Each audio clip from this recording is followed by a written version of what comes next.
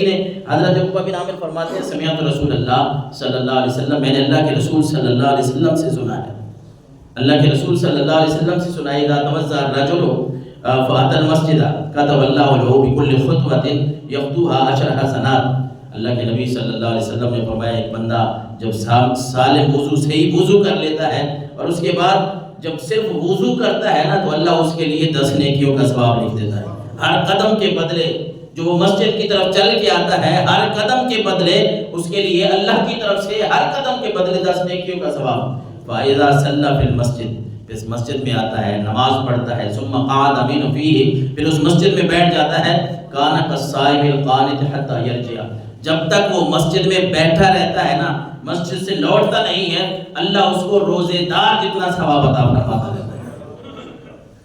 مسجد میں رمضان کے علاوہ کی بھی بات ہے اس حدیث رسول میں، کبھی بھی بیٹھے آپ، جب تک بندہ مسجد میں بیٹھا ہے اللہ کا ذکر کر رہا ہے واپس نہیں جاتا تو اللہ تبارک و تعالیٰ اس کے نامہ اعمال میں نیکیاں ہی لکھواتا رہتا ہے۔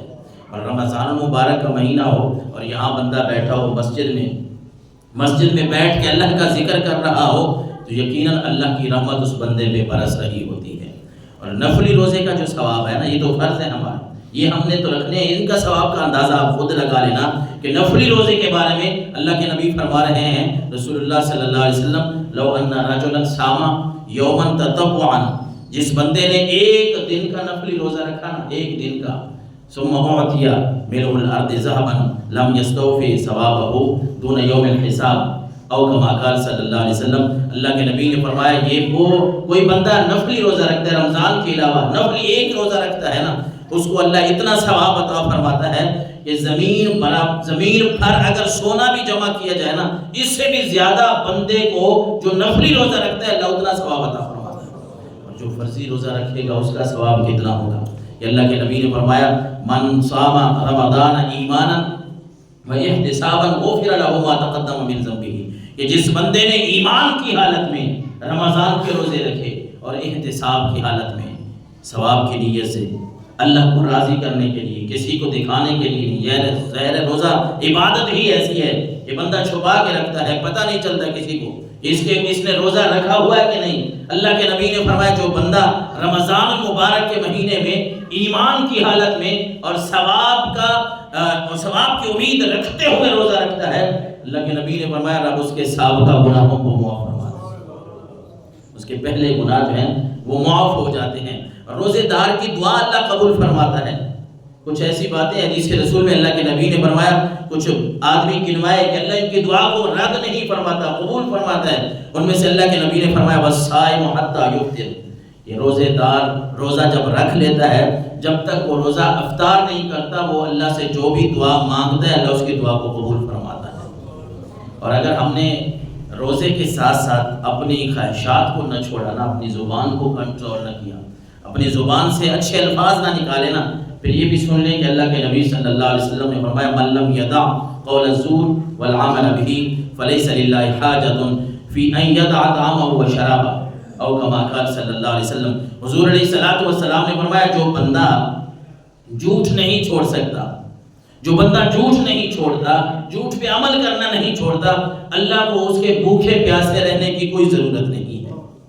اس لیے ویسے بھی جھوٹ بولنا گناہ ہے، پوری زندگی کے لیے اللہ نے اس کو حرام فرمایا ہے وَاجْتَنِبُوا قَوْلَ الزُّورِ، قرآن میں فرمایا اللہ نے کہ جھوٹی باتوں سے بچو، جھوٹ کو مت پھیلاؤ، جھوٹ مت بولو۔ لیکن یہ جو مہینہ ہے رمضان المبارک کا، اس میں ہم نے خاص ان باتوں کا خیال رکھنا ہے جن باتوں کی اللہ کے نبی صلی اللہ علیہ وسلم نے ہماری تربیت فرمائی ہے۔ اور یہ ایک روایت منقول ہے، اللہ کے نبی نے فرمایا 5 ایسی خصلتیں ہیں، 5 ایسی خصلتیں ہیں، ایسی عادتیں ہیں، اللہ کے نبی نے فرمایا اللہ نے صرف میری امت کو عطا فرمائی ہیں، میری امت سے پہلے کسی کو یہ عطا نہیں فرمائی۔ اور ان میں سے پہلی بات فرمائی خلوف فم الصائم اطیب عند اللہ من ریح المسک،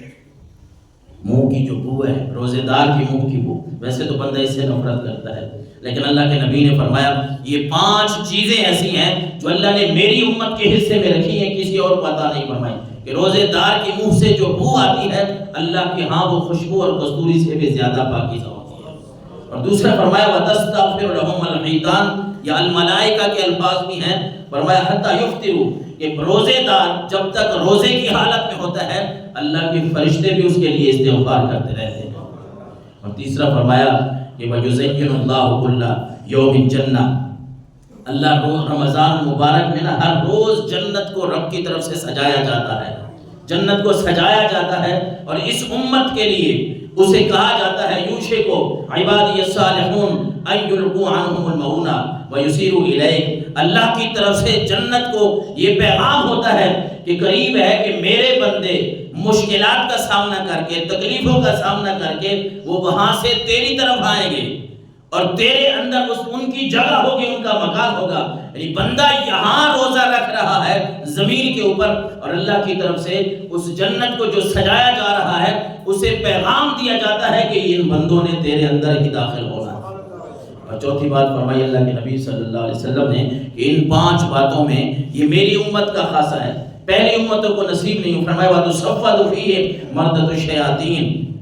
فلا يخلصوا الا فيه الى ما كانوا يخلصون اليه في غيره، یہ جو سرکش شیطان ہوتے ہیں ان کو جکڑ دیا جاتا ہے، عام دنوں کی طرح وہ حملہ نہیں کرتے، بلکہ جو بندہ بھی ہدایت کی